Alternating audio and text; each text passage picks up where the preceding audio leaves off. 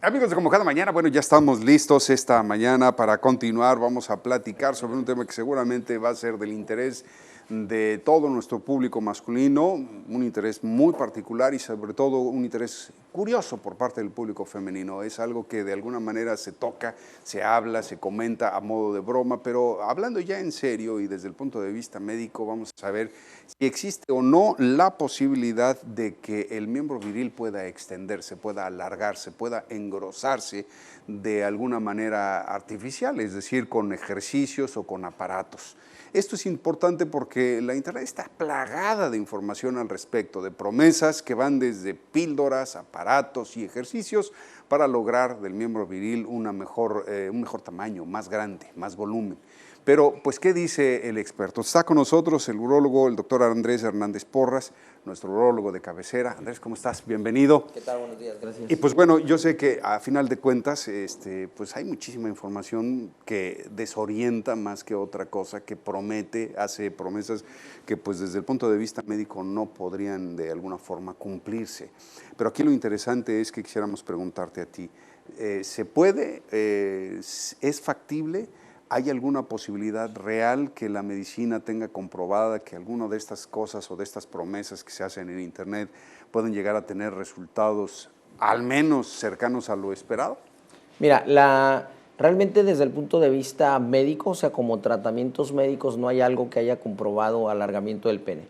Normalmente cuando una persona tiene, por ejemplo, está expuesta al frío, tiene datos de depresión o simplemente anda con un estado de ánimo bajo, el pene tiende a verse un poquito más pequeño. Hay que tomar en cuenta que el pene es una esponja. Son tres esponjas, los dos cuerpos cavernosos y el cuerpo esponjoso. Cuando hay una erección, de manera normal esa esponja se va a llenar de sangre y va a hacer que haya una erección.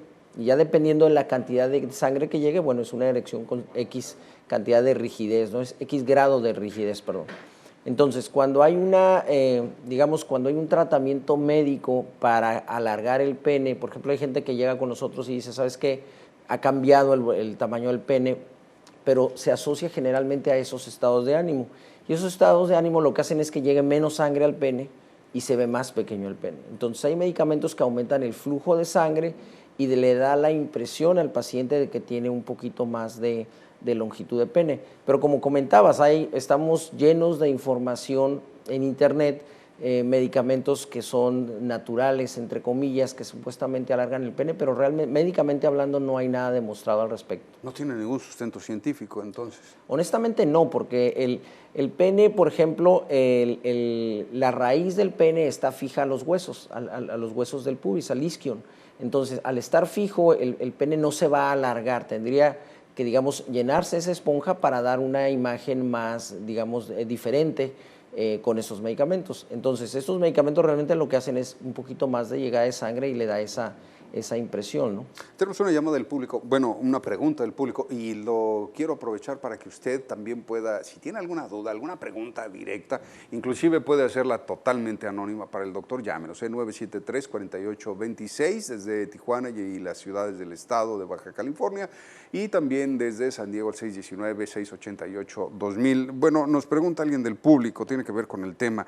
Bueno, doctor, ¿de qué depende entonces el que alguien tenga mayor o menor tamaño de pene? ¿Es esto hereditario o es simple y sencillamente una cuestión de suerte, azar o qué interviene? Bueno, es hereditario en parte, también tiene que ver con la raza.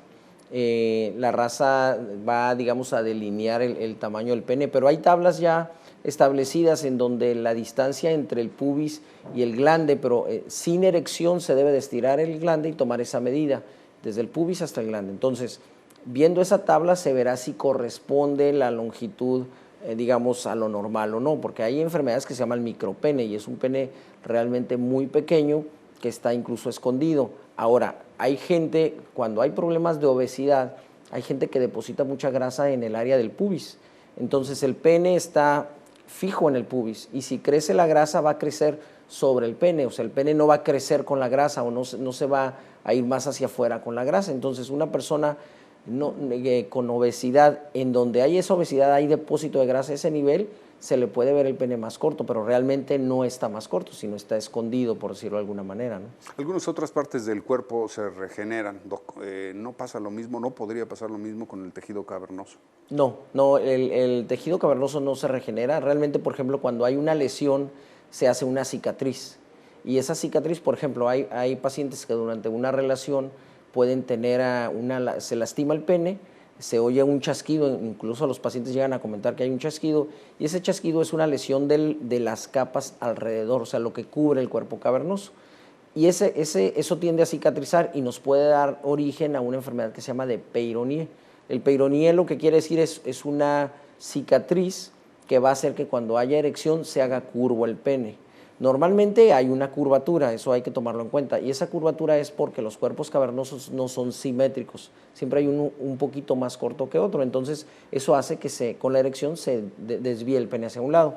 Pero cuando hay un Peyronie, la angulación puede ser tan grave como tener un pene de 90 grados en erección, y puede no asociarse incluso con dolor, simplemente hay curvatura. Entonces, cuando hay una lesión, más que regenerarse, lo que se hace es un tejido de cicatriz, ¿no? Pero con una lesión de esa naturaleza, doctor, me imagino que debe de ser casi imposible la relación sexual, ¿no? Bueno, si nos vamos al extremo, la lesión puede llevar a una fractura de pene, que ya es diferente y hay que operar, hay que reparar con una cirugía.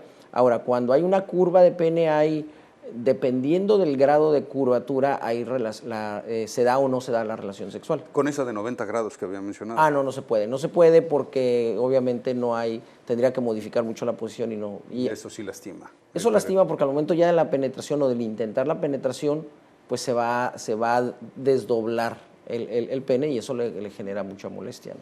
Otra pregunta del público, doctor. Hace rato mencionó algunas pastillas y productos de esta naturaleza que se ofrecen en internet y en revistas, etcétera.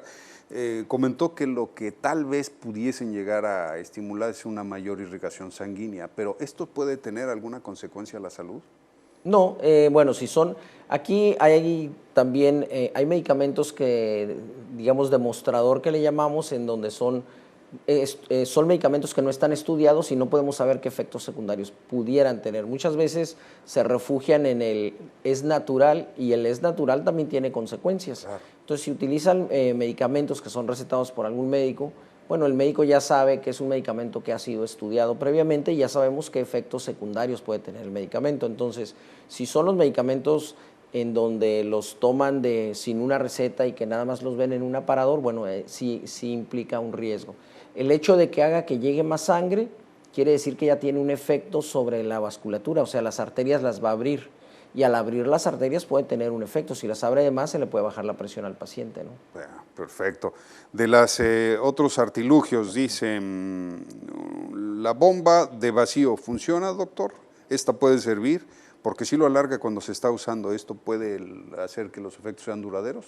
Bueno, la bomba de vacío lo que hace succiona la sangre hacia el pene, entonces le va a dar rigidez. Entonces, un paciente que no tenga erección va a tener, obviamente, ese flujo sanguíneo es disminuido, da la impresión de que el pene es de menor tamaño. La bomba de vacío va a hacer que se alargue, pero no va a hacer que se alargue más que lo que la capacidad de un cuerpo cavernoso le va a dar. O sea, las esponjas siguen igual. Lo único que hace es que llegue la sangre y quede atrapada ahí con un dispositivo, que es una liga que tiene la bomba de vacío, ¿no? Perfecto, doctor. Oiga, pues qué interesante. El tiempo se nos fue volando, ¿eh? Rapidísimo. Quedó una pregunta, una más. Por favor, de estos aparatos, hay un aparato europeo que se usa en la terapia para la corrección de curvatura del miembro y también prometen algunos anuncios que puede hacer crecer el miembro. A la hora de estar permanentemente ejercido a tensión, ¿podría existir la posibilidad de que el cuerpo cavernoso efectivamente creciera un poco? Bueno, cuando hay curvatura del pene, la curvatura hace que disminuye la longitud, porque esa curvatura, como es una cicatriz lo que hay, obviamente esa cicatriz no estira y al no estirar, bueno, el pene se acorta. Si el aparato corta o fragmenta esa cicatriz, obviamente sí va a dar más rectitud al pene y le va a dar más longitud. El problema es que al momento de que ese corte se hace en la cicatriz, viene una cicatriz sobre la cicatriz. Y se hace una curvatura mucho más fuerte. Ahí realmente, cuando hay una curvatura, el tratamiento es una operación pero la operación solamente se hace cuando el paciente tiene molestias con la penetración. Si tiene una curvatura que le permite llevar una vida sexual, no se recomienda la cirugía, pero en sí el aparato, a fin de cuentas, habría que ver qué tanta curvatura residual da, porque generalmente empeora la curvatura. Bueno, pues ahí están, respondidas sus preguntas. Doc, muchísimas gracias, un tema muy interesante y yo creo que de ese podríamos estar hablando muchísimo porque hay muchas preguntas que quedaron pendientes. Por lo pronto, ¿nos puede dar sus números de contacto? Claro que sí, es el 634-1138 aquí en Tijuana.